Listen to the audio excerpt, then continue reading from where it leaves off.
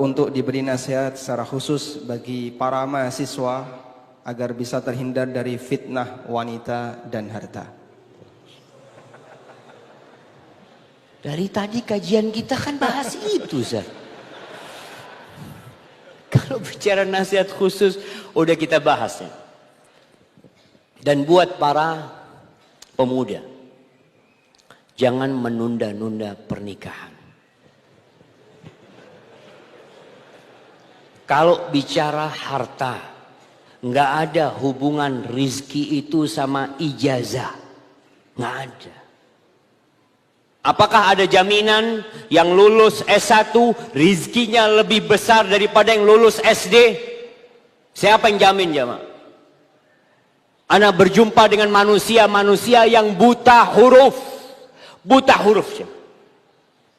Dia sukses dalam urusan dunianya. Dia cerita, Ustaz, ana dulu pengumpul kayu bakar. Ustaz. Sampai ana cari kayu bakar, ana bawa ke rumah, ana jual. Ana punya rezeki, punya sepeda, Ustaz. Akhirnya ana cari kayu bakar, ana taruh di sepeda keliling ke kampung jualan kayu bakar. Ustaz. Ana nggak bisa baca, nggak bisa nulis dia. Sampai akhirnya dia punya anak buah dan jualan mebel kayu jati. Dia ekspor ke Jepang, ekspor kemana. Nggak bisa baca, nggak bisa nulis. Anak tanya, dulu waktu akad gimana Pak? Kata dia. Kata dia, alhamdulillah Ustaz. Anak nggak bisa baca, nggak bisa nulis, tapi tahu sama angka Ustaz. Tahu sama fulus dia. Jadi ketika akad, ana pembelinya yang suruh nulis Ustaz. Jadi yang nulis pembelinya. Dia tulis kemudian ana cek. Ana lihat angkanya. Kadang-kala pembeli ada yang nakal Ustaz. Oh ini kok kurang nolnya ini. Oh iya mohon maaf kurang nolnya. Padahal dia mau nipu nih orang. Subhanallah. Anak buahnya S1, S2. Sekarang anak buahnya. Dianya tetap tidak lulus SD. Jadi rizki itu tidak ada hubungannya sama ijazah. Apakah profesor ekonomi lebih kaya daripada pengusaha yang nggak lulus S1? Antum lihat orang-orang sukses sebagian nggak lulus S1. Bukan berarti ana gembosin antum nggak kuliah, jemaah. Enggak. Artinya nggak ada hubungan. Jadi kalau bicara orang tua, oh kamu jangan nikah dulu, nunggu lulus. Lulus nggak dapat kerja. Terus ayah gimana ini? Belum dapat pekerjaan, ya cari kerjaan dulu. Kalau cari kerjaan dulu mah dari dulu nggak usah kuliah cari kerjaan. Sebagian orang kuliah itu hanya untuk satu lembar. Dia hanya untuk dapat ijazah. Kemudian dia bawa ijazah itu ke satu instansi ditolak, ke instansi lain ditolak, ke sana ditolak. Sekarang kita di zaman perlu keahlian jamaah. Makanya pemerintah sekarang memperbanyak SMK. Karena banyak lulus SMU nggak jadi apa-apa. Maka ketika antum mampu menikah nih, fitnah perempuan ya udah nikah. Nggak punya fulus Ustaz. Mau nikah nggak punya fulus. Antum cari mertua yang baik hati.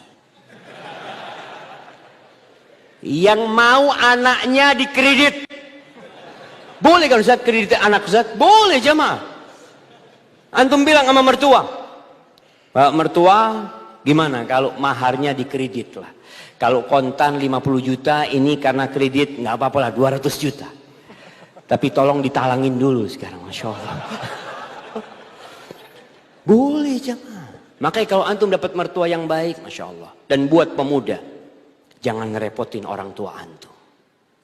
Ketika antum mau nikah, antum belum pernah membahagiakan orang tua antum. Kadang-kala sebagian anak muda itu ngerepotin orang tuanya. Belum pernah mendapatkan kebaikan anaknya. Nikah ngerepotin orang tua. Setelah menikah.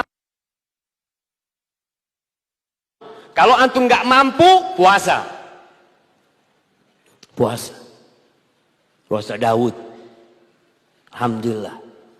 Setiap hari puasa, uang makan siang antum simpen. Insya Allah ini buat mahar. Gak apa-apa jamaah. Karena fitnah perempuan ini subhanallah jamaah ya. Jangan yang muda, yang tua pun terfitnah.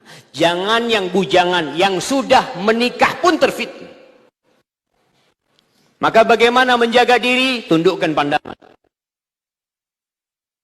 Sudah. Kalau memang kebetulan ngelihat, langsung palingkan matanya. Nggak ada ngelihat, ya Allah, siapa ini ya? Stop. Itu bukan. Antum kalau ngelihat langsung palingkan. Mau siapa, nggak ada urusan sama antum dia.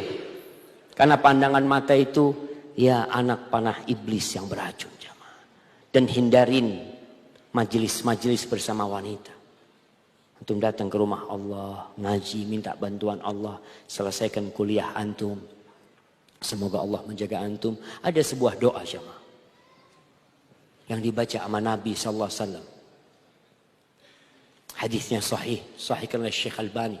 Beliau mengatakan, Allahumma inni a'udzubika min syarri sam'i wa min syarri basari wa min syarri lisani wa min syarri nafsi wa min syarri mani. Ya Allah, aku berlindung kepadamu dari kejahatan pendengaranku, dari kejahatan mataku, dari kejahatan lisanku, dari kejahatan jiwaku, dari kejahatan maniku. Ya Allah. Antum baca tuh doa. Semoga Allah menyelamatkan kita semuanya. Hadza wallahu a'lam bissawab.